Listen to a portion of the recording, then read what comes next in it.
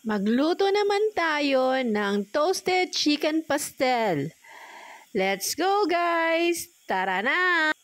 Ito na po yung ating ingredients para sa ating chicken pastel. Meron tayong salt and pepper, toyo, oyster sauce, mantika, at tuputi na vinegar baka naman.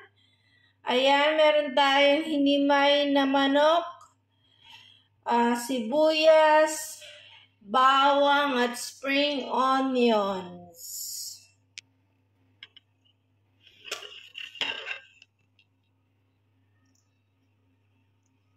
Lutuan ng manok ng may lemongrass or tanglad, tapos ng luya,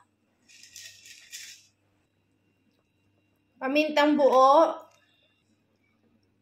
at ng asin. Tanggalin ang bula-bula at ito ay dumi. Himayin natin ang ating manok na pinakuluan ng ganito. Ayan. Himay-himayin natin siya.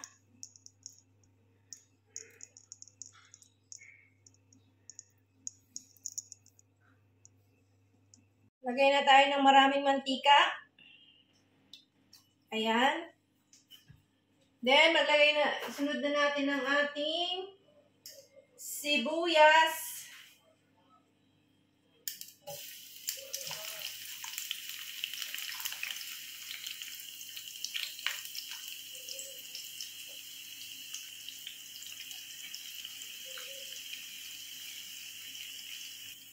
Sunod natin ang ating bawang na marami. Ayan.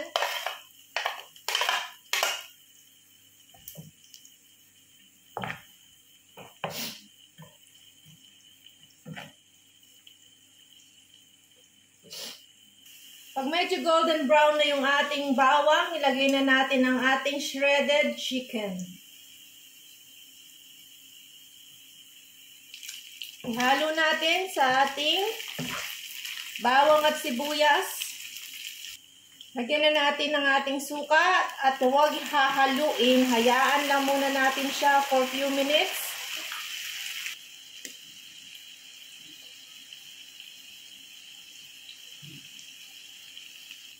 Lagay na natin ang ating toyo.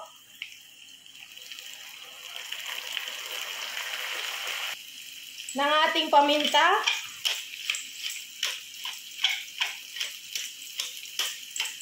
Maraming paminta, mas masarap. Konting asin.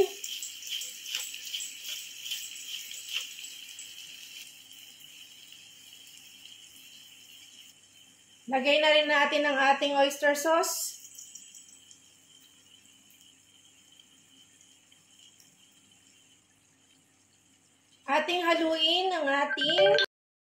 Haluin na natin ang ating manok. Lagi lang natin itong haluin para magpantay ang pagkakaluto at hintayin natin itong matusta or mag-dry. Lagay na lang natin ang ating konting chili flakes. Konti lang. Pwede naman hindi lagyan. Nasa sa inyo yan.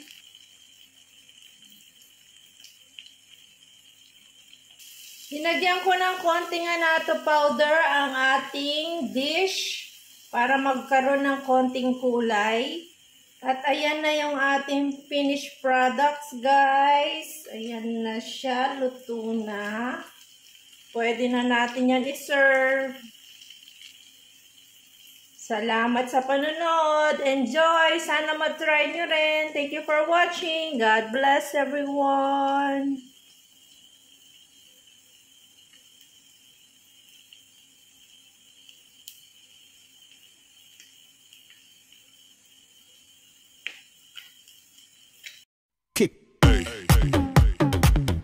Thanks for watching. God bless everyone.